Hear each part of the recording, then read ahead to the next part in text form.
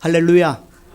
예, 하나님께서 너무나 사랑하시는 귀한 교회, 오늘 제가 말씀 나눌 수 있도록 귀한 은혜를 베풀어 주셔서 너무나 감사합니다. 제가 이렇게 뵈니까 우리 심용선 목사님 어떤 교회에서 심우하고 계신가 늘 마음속에 잘하고 계신가 그렇게 여러 가지 생각을 많이 했는데, 오늘 와서 보니까 마음이 너무 놓이고, 차를 처음에 주차하는 데에도 집사님 나오시고 은퇴 장로님 나오셔서 이렇게 저를 배려해 주시고, 그런데 사람은요 얼굴에서 지금까지 살아온 인생이 다 드러나요. 그런데 보니까 귀한 목사님 말씀 들으니까 성도님들 얼굴이 평안하고 은혜스럽고, 거기에다 또 우리 심무하시는 또 장로님 뵀는데 제가 깜짝 놀랐어요. 어떻게 저렇게 인상이 좋을 수 있을까? 그런데 여기 들어오니까 더 놀랐어요. 비례영광교회 분들은 모두 잘 사신 것 같아요. 인상이 너무나 좋고, 하나님께서 이 교회 통해서 놀라운 영적 비전을 통하여서 놀라운 축복의 역사, 복음의 역사가 일어날 줄로 믿습니다. 우리 옆 사람 인사했으면 좋겠어요. 참 당신은 아름다우십니다. 예, 당신은 참 고우십니다.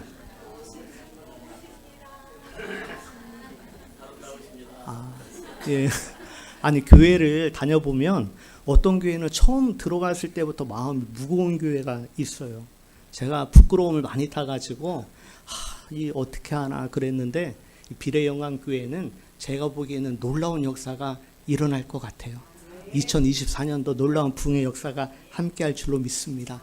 제가 이제 필리핀 선교사로 있는데 원래는 올 수 없는 일정인데 워낙 말씀하셔서 제가 잠깐 왔다 가는 그런 일정인데, 그럼에도 불구하고 간증을 하라고 말씀을 하셔서 사실 나이 먹어가면서 지나온 세월을 되돌아보기가 쉽지 않습니다. 그 현재의 문제에만 매몰되어 있어서 앞으로 가지도 못하고, 그런데 간증을 하라고 말씀을 하셔서 제가 지나온 시간 되돌아보니까 너무 좋은 것 같아요. 이 간증은 제 개인적으로 만난 하나님의 이야기입니다. 그럼 이 간증을 들으실 때 여러분들은 어떻게 생각하셔야 되는가 하면, 그렇구나, 저분을 통해서 만난 하나님의 역사를 내가 캐치할 수 있어야 돼요. 그리고 나도 적용할 수 있으면 적용해야 되고, 간증이라는 것이 제 개인적으로 보면 영업 기밀과 같은 것입니다. 정말 그래요. 내가 하나님을 만나고 내 인생 가운데 정말 어려운 고비들을 어떻게 넘겼을까? 그런데 대부분 간증 시간이 아니면 잘 못 듣잖아요. 그래서 오늘 놀라운 주님의 복음의 역사가 일어날 줄 믿습니다. 하루를 살아도 여러분 재미있게 살아야 돼요. 하루를 살아도 답만 나는 인생 살아야 돼요. 하루를 되돌아보고 잠자리에 들면서도 오늘 재밌었다. 삶에 여전히 문제가 있고 어려운 일들이 그대로 있어도 그래도 재미난 사람들은 하루를 마무리하면서 되돌아볼 때 재미있다. 왜 그런가 하면 내일의 희망이 있기 때문에. 오늘은 내가 열심히 했지만 무엇인가 잘 안 되고 내 마음대로 잘 이루어지지 않았을지라도 성령님이 함께하는 사람들은 어떠한 맛이 있는가 하면, 그렇지, 오늘은 여기까지 했어, 좋았어. 내일 한번 내가 예수님과 함께 성령님과 함께 내가 새롭게 시작하겠다. 그런데 제가 만난 대부분의 신앙인들은 구원을 받으면 그것이 내 신앙생활의 전부인 줄 생각하시는 분들이 거의 대부분입니다.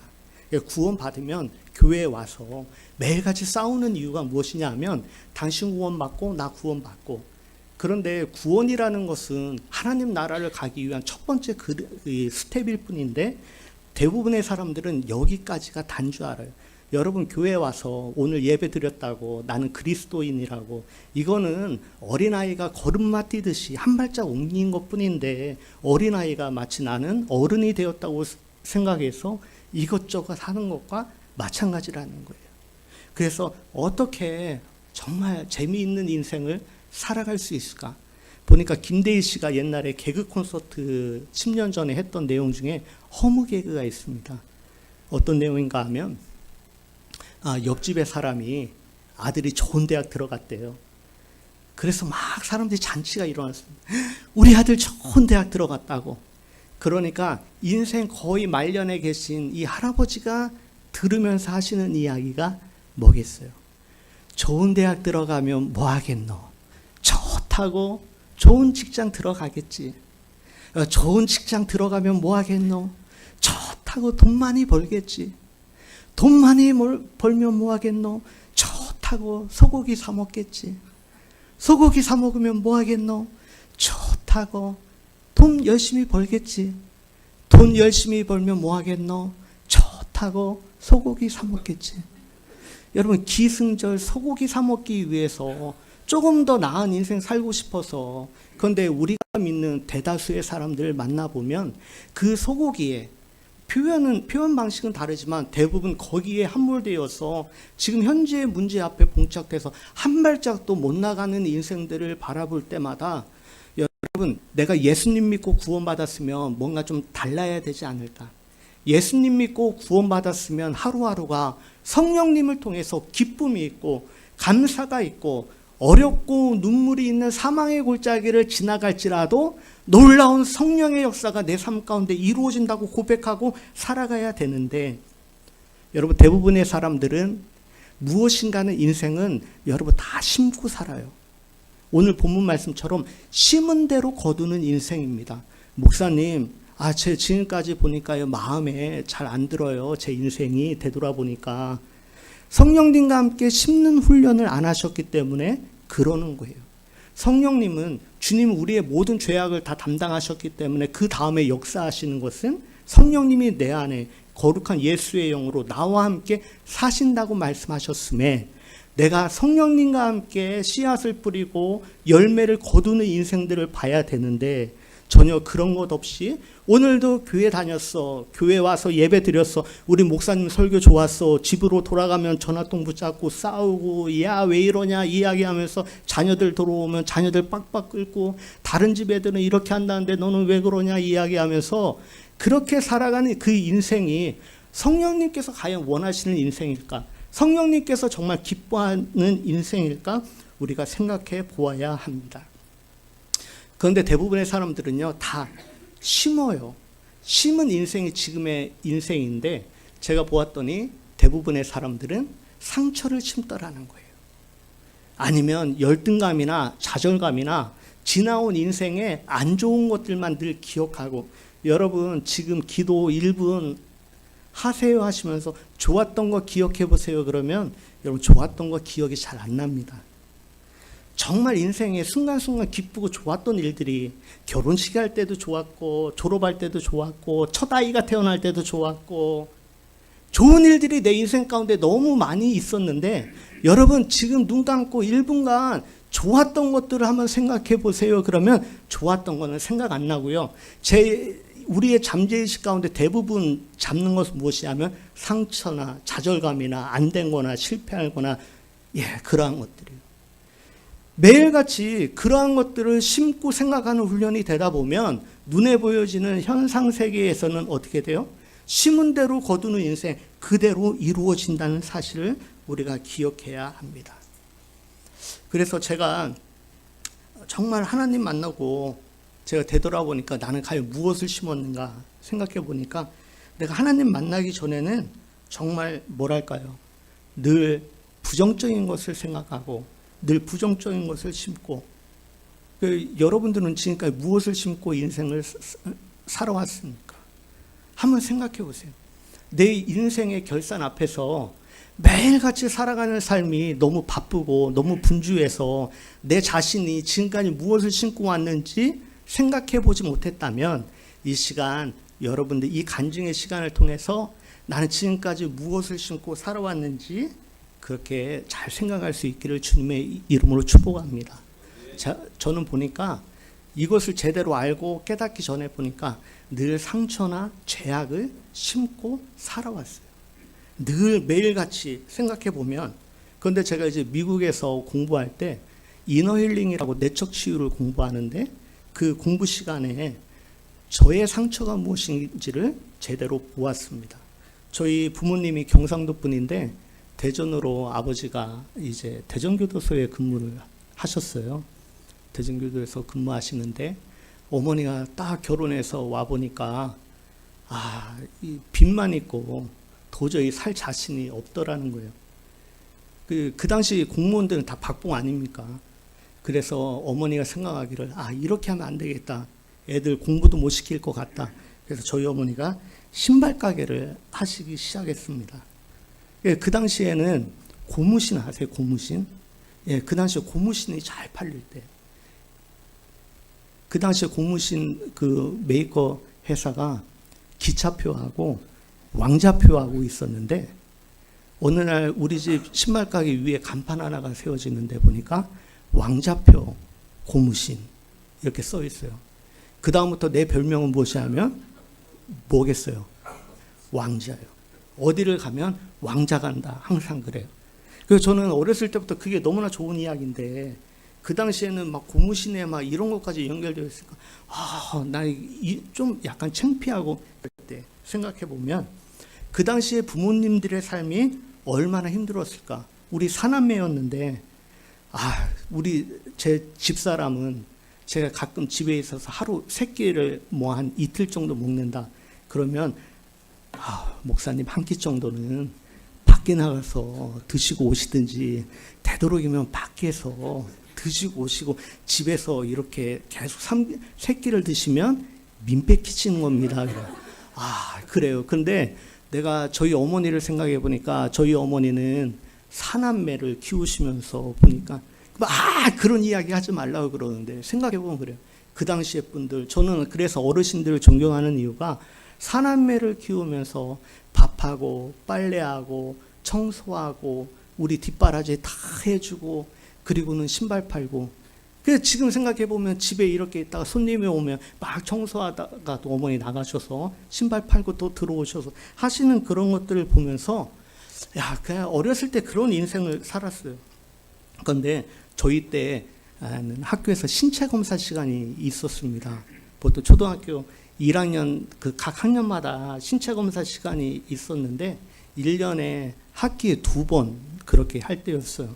대부분 남자들은 팬티 하나 입고 선생님 앞에 나가고 여자 학생들 같은 경우에는 그 메리아스까지 입고 팬티 입고 선생님 앞에 나가서 손톱, 발톱 그리고는 이제 위생 상태 같은 거를 전반적으로 체크받고 그런 때였는데 선생님께서 하시는 말씀이 내일은 신체 검사 시간이니까 집에서 목욕하고 속옷 깨끗이 갈아입고 와라. 그런데 초등학교 1학년 때, 국민학교 1학년 때 뭐 그런 개념이 있었겠어요, 보면. 집에 가서 그때는 늘 하던 일이 늘 옷 벗고 축구하고 우리 엄마는 열심히 신발 팔고 이럴 때였죠. 다음날 학교를 갔는데 첫 시간이 보니까 신체 검사 시간이에요.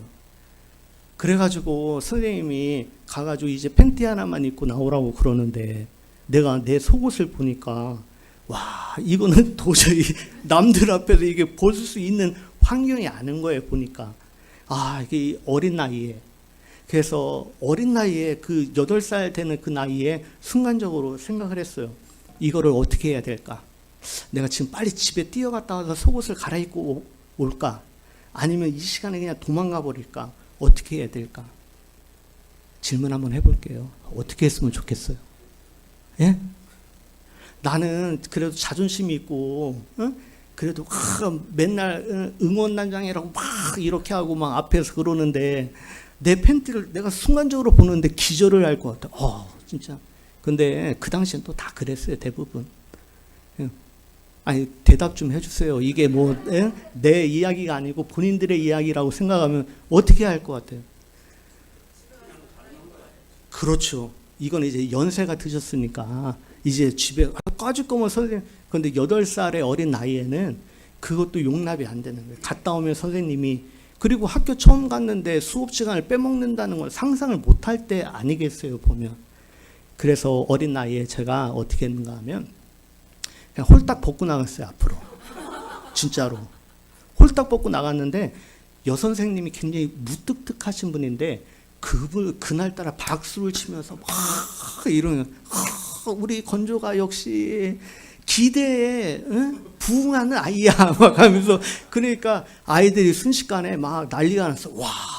근데 그 소문이 전교에 갑자기 다 퍼지기 시작하는 우리 누나들이 2명이 다녔는데 저희 누나들이 야 너야 하면서 그렇게 해서 그 시간이 지나갔는데 사실 되돌아보니까 그 시간 내가 겉으로 웃으면서 옷을 다 벗고 나갔지만 사실 속으로 울면서 나갔던 거예요. 보니까 야, 나는 왜 이렇게 어리석어서 다른 아이들은 전날 준비도 잘 해가서 속옷도 깨끗이 갈아입고 오는데 나는 맨날 노는 거에 팔려가지고 속옷도 못 갈아입고, 아, 우리 어머니는 남들은 다 잘 챙겨주는데 우리 어머니는 신발 판다고 매일같이 저렇게 해서 나 제대로 한번 챙겨주지도 못하고. 근데 그 사실이요, 사실은 내가 내적 치유를 받기 전까지 잘 몰랐어요. 저는 사실 남 앞에서 이렇게 이야기 잘하는 게, 말씀 잘하는 게 오늘이 처음입니다. 사실 저는 낯을 굉장히 많이 가려가지고 원래 앞에서 잘 이야기를 못해요. 제 나이가 이제 55인데 55이 되면 어디 가면 할렐루야, 아 좋아요 여러분, 막 이렇게 되어야 되는데 이게 안 된다고요. 그 제가 되돌아보니까 그래도 지금 여러분들이 너무 천사 같으니까 이 목소리가 굉장히 안정적인 거지, 모르는 데 가서 설교하면요 목소리가 파르르 떨려요. 그래서 제가 어느 교회에서 설교를 했더니 제 후배 목사님 전화가 왔어요. 목사님, 나는 목사님의 파르르 떨리는 그 소리가 너무 좋아요. 내가 속으로 진짜 뭐라고 할 수는 없고, 내가 야, 나이 이 정도 먹어서 남 앞에서 이야기하는 거 어려우면, 그래서 제가 가끔 그런 생각을 해요.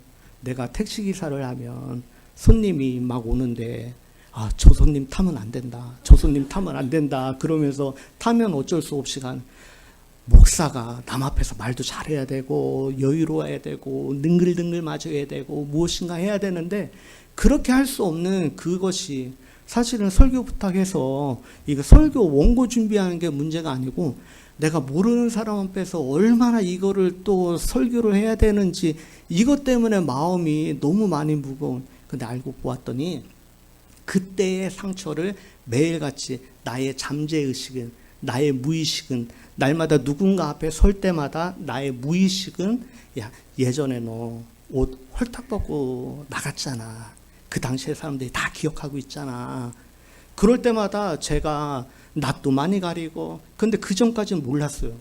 제가 어렸을 때는 막 앞에 나가면 막 응원단장도 하고 그랬던 기억이 나는데, 어느 한순간부터는 자리를 앉아도 제일 뒤에 앉고, 제가 대학교 4학년, 대학원 3학년까지 앞에 나가서 발표한 적이 없습니다.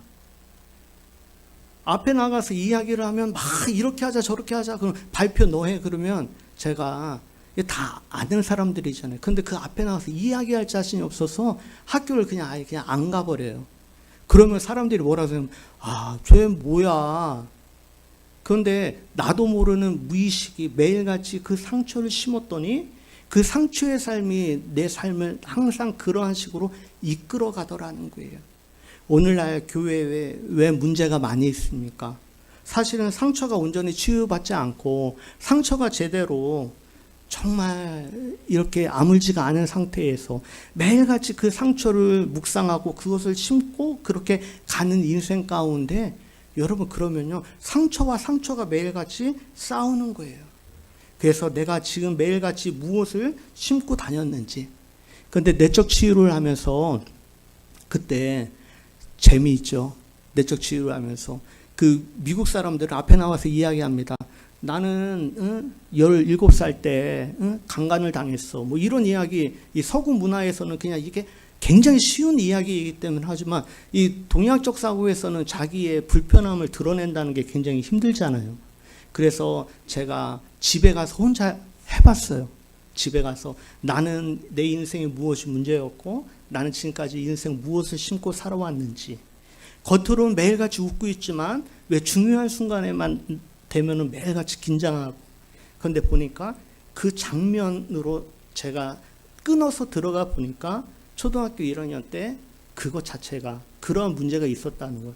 그런데 그때 배웠던 찰스 크래프트라는 교수님이 말씀하시기를, 만약에 그런 상처가 있다면 그것을 그대로 두면 안 되고 예수님을 초청해라. 그리고 거기에서 예수님의 음성을 들어라. 그래서 제가 혼자 이제 집에서 혼자 내적 치유로 혼자 하기 시작합니다. 그래서 주님 상처를 보여주십시오. 그러면서 거절됐던 많은 것들. 그러면서 그 부분에 딱 걸리는데, 그 부분에서 제가 예수님을 불렀어요. 예수님 말씀해 주세요. 어린 건조가 나이가 지금 먹었지만 30년이 지났지만 아직도 나는 울고 있는 내 모습에 8살의 그 모습으로 늘 그렇게 나를 끌고 가고 있습니다. 그럴 때 예수님께서 저에게 여러분 시도를 안 해보셔서 그렇지 정말 영적인 것들이 있어요. 그래서 불러서 예수님이 말씀하셨어요. 뭐라고 말씀하셨냐면 건조야 네가 그렇게 울고 속으로 울면서 옷을 다 벗고 나가는 그 순간에 그런데 중요한 건 30년이 지난 지금 그것을 기억하는 사람은 아무도 없단다. 네 친구들 중에서도 그 일을 기억하는 사람은 아무도 없단다. 누가 그것을 기억하냐면 오직 너만 그것을 기억하고 있어. 재밌죠? 제가 초등학교 친구들 만나서 이야기했어요. 이제 목사 됐다고 해외 거의 있고 잘 못 만나고 서울에 있고 그래서 만나서 이야기하면서 했는데 그것을 기억하는 사람이 아무도 없어. 정말로. 그런데 나는 인생의 쓴뿌리만 날마다 심고 살아가니 내 인생에 그러한 모난 부분들이 나타나면 매일같이 싸우기 시작하는 거예요. 남들하고도 싸우고 자식하고도 싸우고 교회에서도 싸우고 목사가 돼서도 싸우고 장로가 돼서도 싸우고 나를 인정해 주면 안 되고 항상 그러한 문제들이었다라는 사실을 기억하게 됩니다. 그런데 제가 진짜 하나님을 언제 만났는가 하면 제가 여기 대전 출신이에요. 대전 신학대 나오고 그런데 제가 성지교회 출신인데 거기에 담임 목사님이 바뀌었습니다. 그런데 그 목사님께서 하시는 말씀이 자기 친구 중에 가장 잘 나가는 목사한테 내가 너를 보내겠다고 그래서 간 곳이 서울 강남 개포동의 충성교회를 제가 그때 이제 부교역자로 가게 됐습니다. 그런데 그곳에서 정말 하나님 만났어요. 하나님을 만났어요. 거기에서 기도를 심고 전도를 심었습니다. 여러분 기도하면 못 이룰 것이 없어요. 기도를 안 한 사람들이 하는 이야기가 기도하면 되냐고. 안 해보니까 응답을 못 받는 거죠. 전도를 안 해보니까 전도하면 되냐고 그러죠.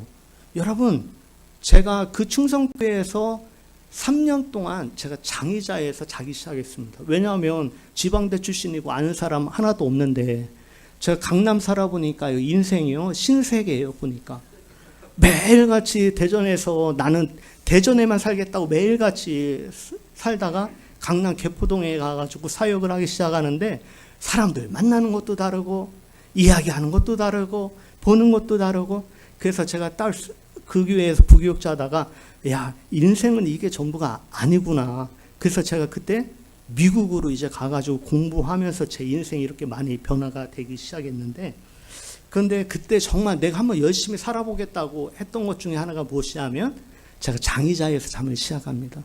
그 교회는 장의자에서 자요. 대부분의 사람들이 출근하고 퇴근하고 제가 우리 비례영광교회에 와서도 제가 충성교회 그만둘 때 내가 가져가고 싶은 것 하나만 있으면 내가 저 장의자 가져가고 싶다. 내가 그런 마음이었거든요. 여러분 장의자에서 3년 동안 그때는 결혼하기 전이니까 그래서 3년 동안 그리고 매일같이 너무 심해요. 아침 새벽 4시부터 저녁 11시까지 사역을 해야 되니까 집에 들어갈 시간도 없지만 그 교회 사람들은 끝나면 다 부부도 옵니다. 부부끼리도 남자 여자 가려서 거기서 장의자에서 자기 시작하고 그러는데 여러분 장의자에서 자는 게 불편하죠. 힘들죠.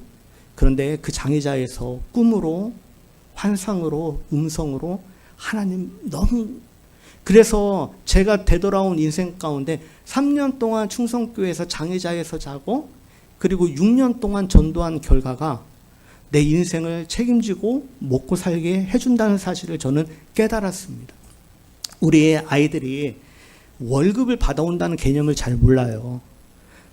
아버지는 매일같이 걱정되는 게 제가 이제 서울에서 다시 담임 목사 개척해가지고 할 때 보면 경기 오고 다니고 그러니까 다 뭐 타워팰리스 옆에 살고 뭐 어쩌고저쩌고 하니까 근데 아이들은 불안한 거야. 왜냐하면 아버지는 매일같이 그냥 교회 이렇게 큰 교회도 아니고 작은 교회 하시는 것 같고 그러는데 우리는 그 딸아이가 와서 심각하게 이야기하기를 아버지 내 친구 아버지는 국회의원이고 뭐 다 잘 나가는데 우리는 뭐 먹고 살아 그래요. 그런데 제가 이야기했어요. 야, 하나님 중심으로 기도하고 그리고 심어 놓은 것이 있으면 때가 되면 하나님께서 다 열매 맺고 잘 살 수 있도록 하나님께서 은혜 베풀어 주신다. 그런데 제가 충성교회에서 장애자에서 여러분 한번 장애자 언제 한번 누워보세요. 그게 잠자는 게 쉬운가? 정말 죽기 살기로 자야 잘 수 있는 거예요. 그 옆에 몸 이렇게 비틀어 가지고 팔 하나 옆에 붙잡고 3년 동안. 그런데 그때 하나님 나를 축복해 주세요. 나도 한번 목회자로서 한번 이 땅 가운데 왔는데 그냥 그런 삶을 살기 싫고 나 한번 축복해 주세요. 제 인생이 얼마나 안 됐는가 하면 대표적인 예로 2002년도에 월드컵이 일어났습니다. 그런데 제가 애국하는 길이 무엇인가 하면 제가 그 텔레비전을 안 보는 게 애국하는 길이다. 그래서 매일같이 뭐 축구 게임 하는데 특히 한국 팀들이 축구 시합할 때 제가요 그걸 안 봤어요. 나는 워낙 되는 사람이 없기 때문에 내가 보는 순간에는 대한민국이 진다고. 그래서 제가 진짜요. 그래서 제가 애국하는 길이 무엇이냐면 집에 옥상에 올라가 가지고 혼자 이렇게 구부리고 앉아 있으면서 어떻게 되라. 근데 그거 아세요? 사람들 우 그러면 옆에 사람들이 다 그거 보니까 우 소리가 나고 와 그러면은 야 골 넣었다고. 그래서 제가 이 대한민국 이거 한번 제대로 못하고 애국한 사람이 바로 접니다. 그래서 그때 사강까지 하죠. 그러니까 한마디로 보면 인생이 얼마나 되는 것마다 안 됐으면, 그래서 제가 안 된 사람의 마음을 너무나 잘 알아요. 그런데 성령님께서 함께 하시면 놀라운 역사가 일어나는 줄로 믿습니다. 제가 3년 동안 장의자에 자면서 하나님께서 나에게 약속해 주신 게 있어요. 무엇이냐면 너의 3년 동안의 그 기도를 통해서 내가 너의 인생에 복을 내리고 너의 자녀까지도 내가 축복을 해주겠다. 하나님께서 그렇게 말씀해 주셨어요. 놀라운 일들이 일어나기 시작했어요. 그냥 여러분 하나님 나라 섬긴다는 게 크고 거창하고 무엇인가 이러한 것들이 아니라 내가 하나님 앞에 자그마한 것들이라도 정성을 모아서 내가 하나님 내가 할 수 있는 일은 이거밖에 없지만 그러나 저는 사실 아까 심영선 목사님 기도하면서도 은혜를 받았어요. 원고 없이 저렇게 기도할 수 있는 영성 있는 목사가 대전시내 몇 있겠어요? 정말요. 이렇게 좋은 목사님 모시고 있으면 여러분들 영적인 지혜가, 제가 영업 기밀 말씀드린다고 하잖아요. 여러분 안수기도 많이 받으셔야 돼요. 안수기도 많이 받으시고 여러분 영적으로 깨어있는 분들은, 그리고 두 번째 기도를 많이 받으세요. 이 목사님한테. 세 번째, 좋은 목사님 모셔서 설교 말씀 선포될 때 여러분 나 오늘 예배 드리고 갔네 하고 가면요 여러분 빵점이에요. 빵점. 뭐냐면 여러분 예배 드릴 때 마음의 소원을 가지고 와서 앉아 계셔야 돼요.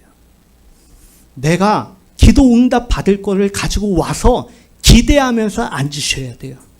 여러분 좋은 목사님 아래로 귀한 하나님의 영성이 흘러내리는 줄 믿습니다. 교회는요 목사님이 중요해요. 사실은 그 목사님이 어떤 영성을 가지고 어떻게 목회하는가에 따라서 그 교회 교인들의 인생이 달라지기 시작합니다. 그래서 제가 기도하기 시작하면서 하나님께서 놀라운 축복, 사무엘의 축복을 제가 깨닫기 시작했어요.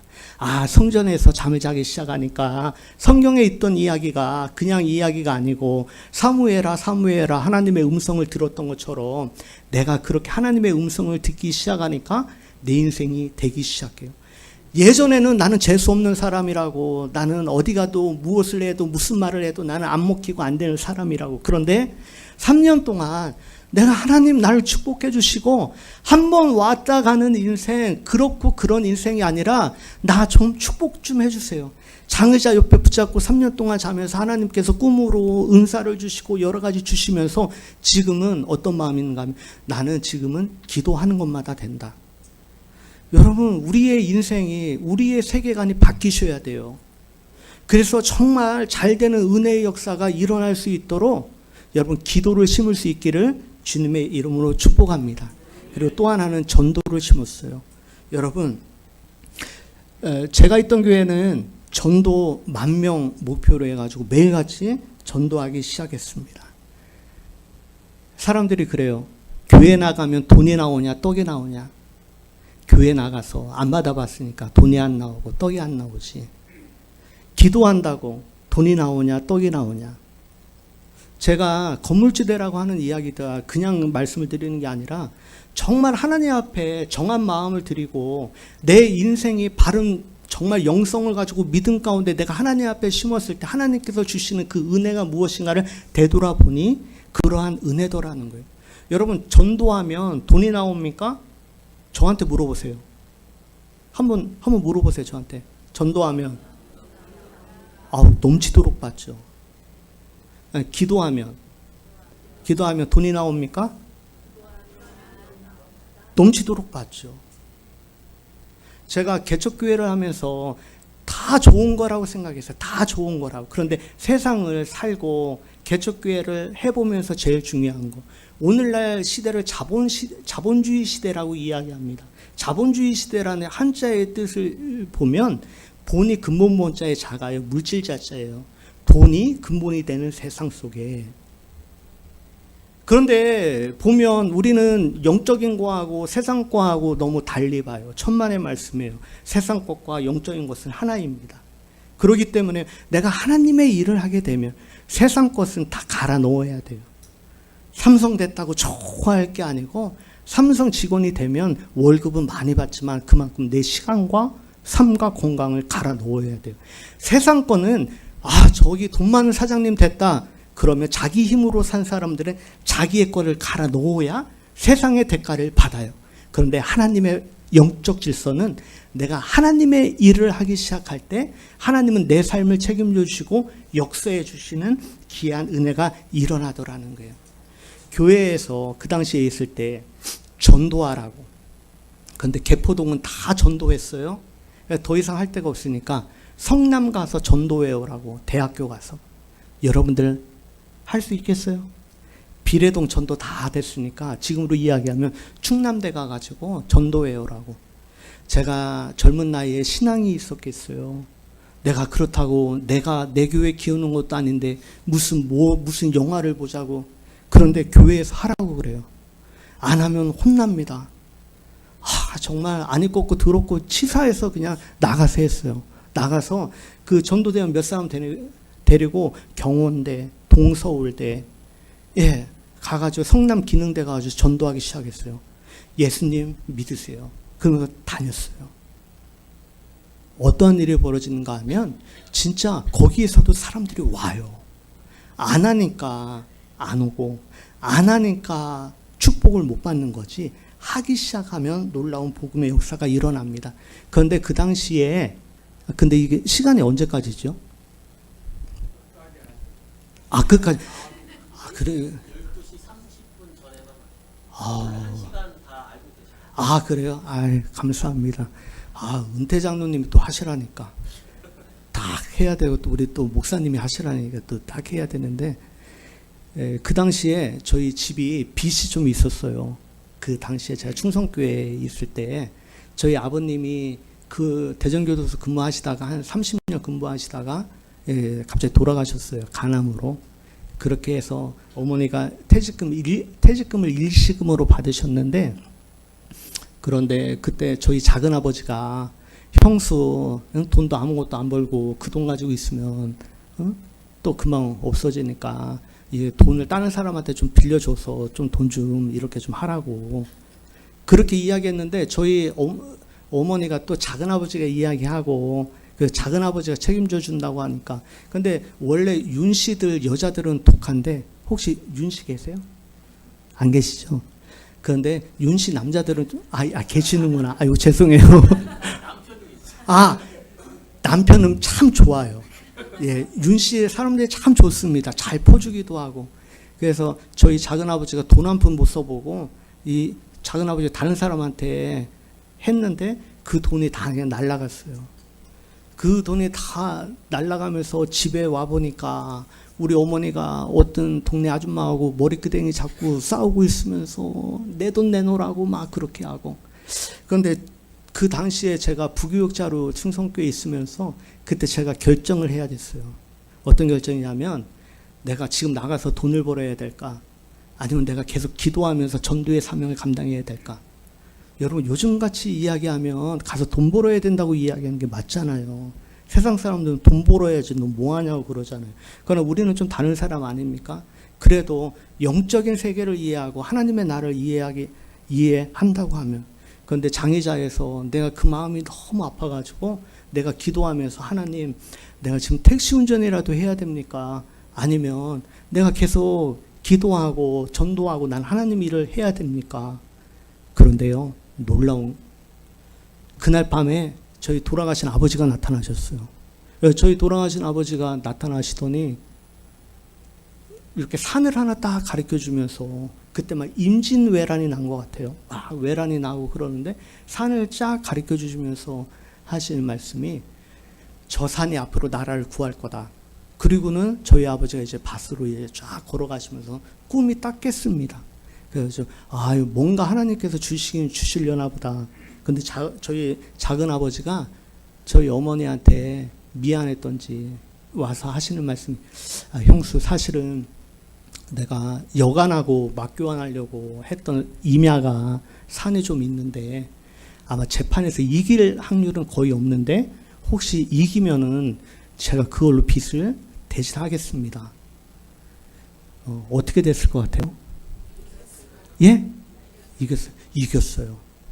이겼는데 그거를 저희 어머니한테 안 주고 다른 사람한테 줬어요. 그래서 저희가 쫓아갔어요. 그분한테. 그분 모르는 분도 아니고. 그래서 우리 이렇게 해서 다 굶어 죽게 생겼는데 어떡하냐고. 그때 그분이 그 당시에 2천만 원인가를 달래요. 그러면 그 산을 주겠다고. 그 당시에 산이 한 4만 평 정도 되는데, 그래가지고 그거를 줘서 받아왔어요. 그걸로 빚을 다 해결했어요. 그런데 보니까 그 갈림길에서 무엇을 해야 될까라는 그 갈림길 가운데 여러분, 육적인 것보다는 영적인 게 먼저 시작되어야 돼요. 전도를 먼저 심어야 돼요. 내가 내 인생 되돌아보니까 전도를 심고 기도를 심고 했던 사람, 제가 강남 개포동에서 교회 처음 시작할 때 여러분, 작은 교회가 좋은 이유가 있어요. 무엇이냐면, 이것도 영적 기밀인데 제가 해보니까 알잖아요. 여러분, 큰 교회는 앞에서 벌써 다 받아갔어요. 심은 것들을. 그거 이게 영적으로 깨어 있어야 그거를 아시는. 큰 교회는 앞에서 다 걷어갔어요. 근데 작은 교회는 심은 게 얼마 안 되기 때문에 바로바로 나타나요. 어떤 한 분이 오셔서, 목사님, 저는 인생의 연단을 끊고 싶습니다. 그래요. 인생의 연단. 뭐라고 이야기하시겠어요? 이분의 인생이 너무나 오주가 안 됐으면 목사님 찾아와서 하는 첫 마디가, 목사님, 저는 제 인생의 연단을 끊고 싶습니다. 그래요. 어떻게 해야 연단이 끊어지죠? 예? 예? 죽어야 돼요? 제가 그랬어요. 권사님, 전도하세요. 전도하세요. 세상의 연단은 영적인 걸로 끊어야 되지, 이거 세상 연단 끊어도 데미지가 더 큽니다. 전도하세요, 나가서. 그분이요, 띠를 이렇게 하나 두르고, 양재천에 사람들 오죽 많이 다니거든요. 거기 하나 띠 두르고, 근데 그분은 딱 하나요. 나는 연단을 끊겠다. 이거를 하나 딱 띠두르고 다니면서 전도지 교회 주보 나눠주면서 전도하기 시작해요. 혼자. 누가 도와주는 것도 없고. 근데 여러분, 축복은요, 내가 받는 거예요. 남이 받는 거 아니고요. 진짜 귀한 축복이 있는데 그걸 왜 다 남 이야기만 듣고 남이 저렇게 했다더라. 그건 빵점이라니까. 내가 받아야 되는 거예요. 그분이 가면서 전도하기 시작해요. 교회 앞에 나가서, 여러분 여기 얼마나 좋아요. 지나가는 사람 물통 뜨거운 거 하나 놓고 저거 옛날 구식 방법이야 어쩌고저쩌고 이야기하면 그러세요. 바보. 이거는 내가 받는 하나님의 축복인데. 거기에서부터 그분이 교회 앞에서 차를 나눠주기 시작해요. 혼자. 누가 하라고 하지도 않는데. 근데 그분이 연단이 끊어졌을까요? 안 끊어졌을까요? 끊어졌어요. 그분이 처음에 아들이 2대 독자인데 3대 아들이 없어가지고 제발 좀 아들이 태어났으면 좋겠다. 근데 아들이 태어났겠어요? 안 태어났겠어요? 손주가 태어났어요. 목사님 너무 좋다고. 그런데 저한테 그분이 그 이야기를 하시더라고요. 그런데 제가 꿈을 꿨는데 어떤 분이 나한테 드라이 플라워 있죠. 예? 드라이 플라워. 그 꽃, 이 조화 같은 거. 그걸 주면서 막 박수 치면서 너무 좋아하더라는 거예요. 그래서 제가, 그거는 좋은 꿈이 아닙니다. 그거는 좋은 꿈이 아니에요. 그러니까 이분이, 왜요? 꽃을 받았는데. 그래서, 그래도 그거는 생활을 받았으면 좋은 거지만, 조화를 받은 거는 좋은 게 아닙니다. 근데 그날 밤에 안 그래도 일이 일어났어요. 손주가 태어나서 좋다고 했는데, 이제 피똥을 싸기 시작하는 거예요. 태어나자마자. 그래서 중환자실로 들어가. 그러면서 울면서 그분도 교회에서 철회하시는 분인데, 그래서 제가 그분한테 그 이야기 했어요. 권사님, 오늘 밤에 그 꽃 준 여자를 다시 불러내세요. 꿈에. 어차피 철회하니까. 목사님, 그게 됩니까? 그래.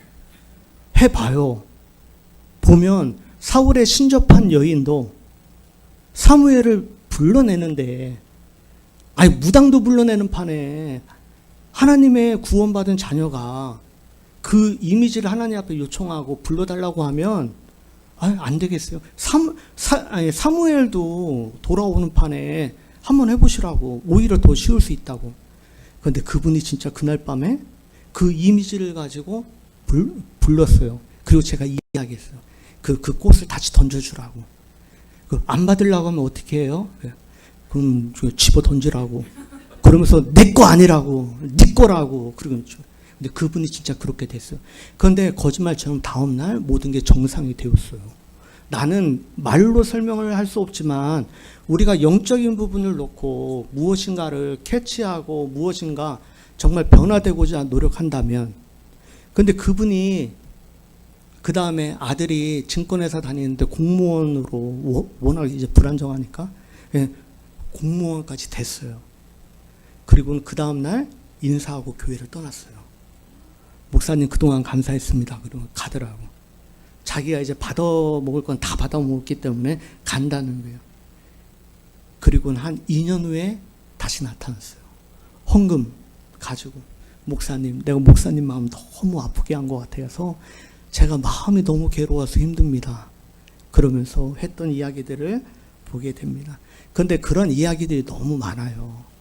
교회를 위해서 심고 전도를 심고 기도를 심었던 사람들이 잘 되는 이야기들이, 우리 교회 지금 중국에서 인비절라인이라고 해서 일을 할 때 요즘 철심으로 박는데 플라스틱으로 매일 꼈다 뺐다 하면서 이 교정하는 그 인비절라인이라는 그 회사가 있는데, 이분도 우리 교회 집사님이셨어요. 생고구마예요.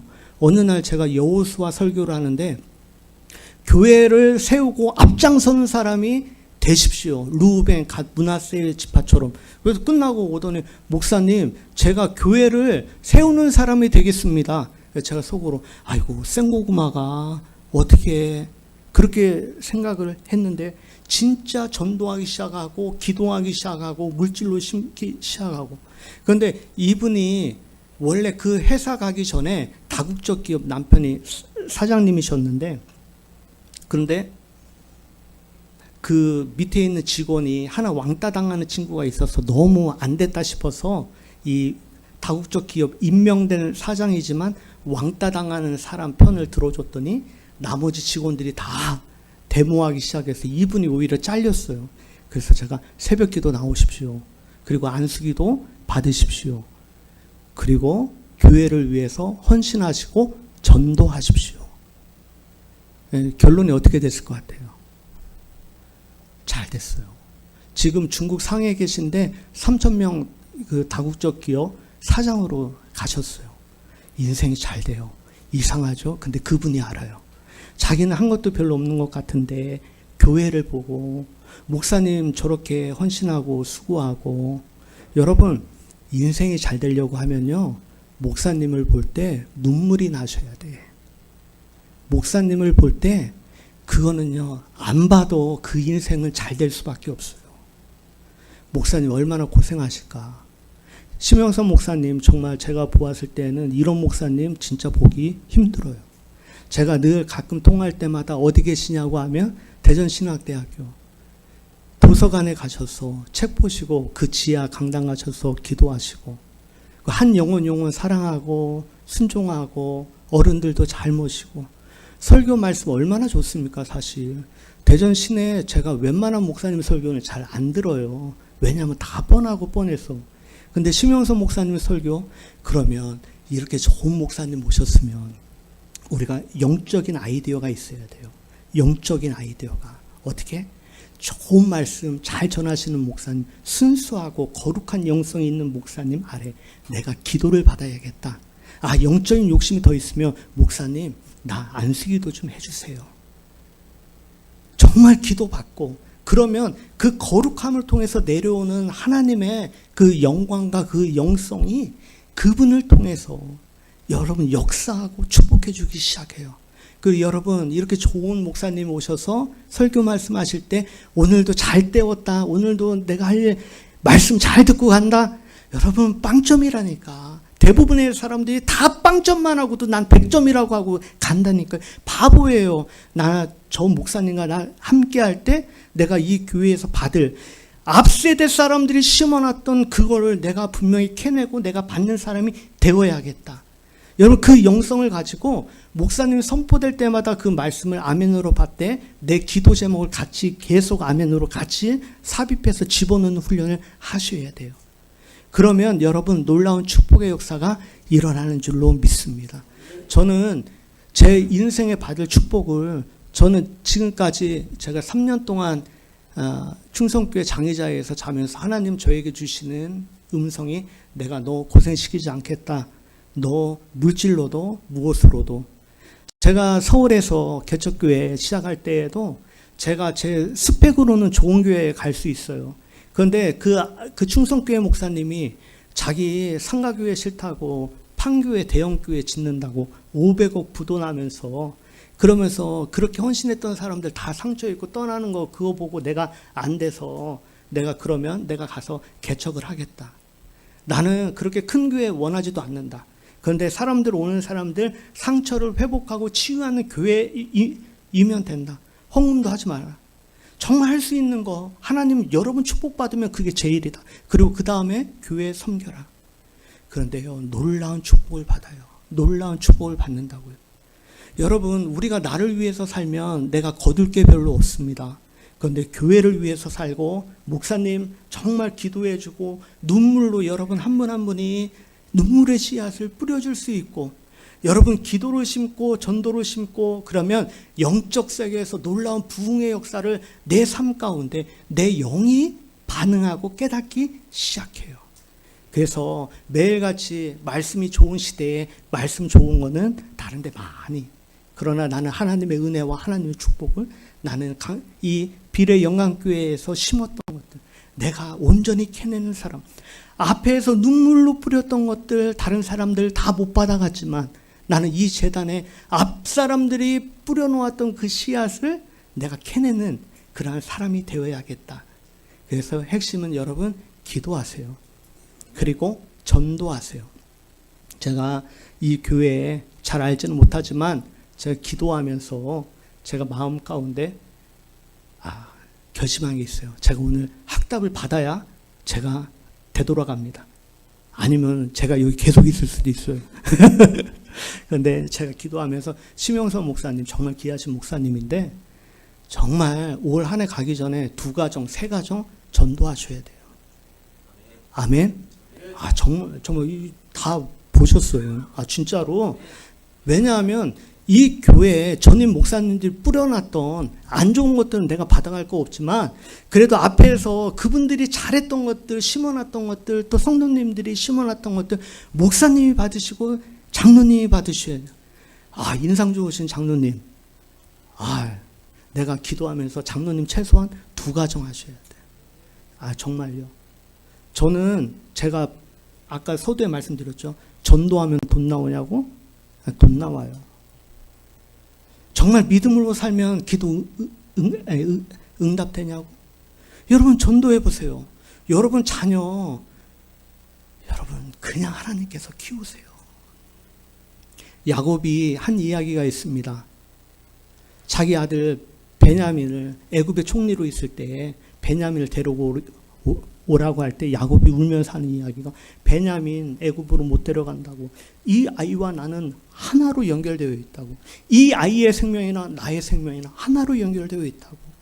여러분 한국교회 가장 어리석은 사람들이 어떠한 사람들인지 아세요? 나는 축복받았어. 나는 잘됐어. 하하하 하고 아무것도 심은 것 없이 아무것도 남겨줄 것 없는. 그런데 우리가 오늘도 신실하게 정말 성실하게 하나님 나라 위해서 우리가 순종하고 그 믿음의 길을 걸어가는 이유는 나만 받는 축복뿐만 아니고 내 자녀도 연결되어 있게. 이삭이 이야기하잖아요. 이삭이 아버지 에서한테 아버지 나 축복해 주세요. 그러니까 울면서 아들아 나는 야곱에게 다 줬기 때문에 너한테 줄 게 아무것도 없단다. 여러분 기도도 심은 것 없고 전도도 심은 것 없는데 나만 여기에서 소고기 먹고 좋다고. 자녀들은 여러분 자녀들도요 생명으로 하나가 됐기 때문에 여러분 주의 나라 위에서 심었던 것들은 그대로 자녀에게 상속되는 줄로 믿습니다. 그래서 잘 심으셔야 되는 거예요. 영적으로 깨어 있어서 보셔야 되는 거예요. 주님의 몸된 교회는 우리와 하나로 생명이 연결되어 있습니다. 비례 영광교회는 예수님과 우리가 서로 하나로 연결되어 있다고요. 그렇기 때문에 비례 영광교회 부흥을 위해서 전도하기 시작하면 여러분들의 삶 가운데에는 예수님께서 여러분들의 삶을 절로 이끌어 주시는 은혜들이 일어나기 시작되는 줄 믿습니다. 그래서 저는 사람들 볼 때마다 교인들 바라볼 때마다 아이고 얼마나 거뒀는지를 봐야 되는데 현재에 만족하고 예배 드린 거에 만족하고 참석한 거에 만족하고 아이고 어린애 발걸음에서 언제 성인으로 나갈까. 은퇴 장로님 오늘 너무 잘해주셔서 너무 감사합니다. 시간도 연장해 주시고. 그런데 장로님도 두 가정 하셔야 돼요. 아 정말요? 그냥 혹시 뭐 교회에 있다가 나가신 분들이라도 전화하셔서 혹시 한번 올 수 없냐고 그렇게 하셔야 돼요. 정말 하셔야 돼요. 혹시 여기 안수 집사님 계세요? 어느 분이 안수 집사? 아유 인상 너무 좋으시네. 안수 집사님 한 가정은 하셔야 돼요. 아 진짜 정말요. 정말 제가 말씀드렸잖아요. 내가 사람 한 사람 데리고 온다고 하면 빵점. 그런데 내가 한 사람 이 자리에 앉혀놓고 내가 이 안에 내가 기도의 응답을 내가 보겠다고 내가 앉혀놓고 시작하면 여러분 인생이 바뀐다는 거예요. 나같이 안 되는 인생이 지금은 뭘 해도 된다는 인생으로 바뀌어진다고요. 그렇기 때문에 꼭 해주셨으면 좋겠고 이제 성도님들 부탁이 있습니다. 한 가정씩 진짜 한 가정씩 여러분 이거는 제가 그냥 드리는 말씀이 아니고요. 여러분 한 가정 하셔야 돼요. 그리고 기도의 제목을 같이 넣어서 한 가정 한 사람이라도 앉히세요.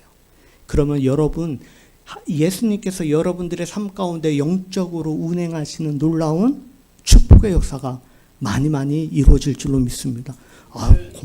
건물주 돼야 좋은 거죠. 건물주 안 되는 것보다는 건물주 되는 게 좋죠.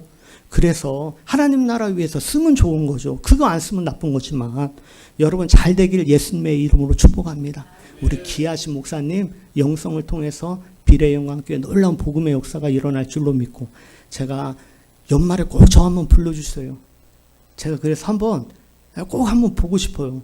우리 심영선 목사님 몇 가정 전도했는지 우리 장로님 가정 몇 가정 전도했는지 다 약속하신 거 저랑 약속하신 것 아니고 우리 주님과 약속하신 거기 때문에 그래서 끝까지 승리하셔서 비례 영광교회에 심어진 놀라운 축복을 다 받아 누리는 은혜의 역사가 있기를 예수님의 이름으로 축복합니다.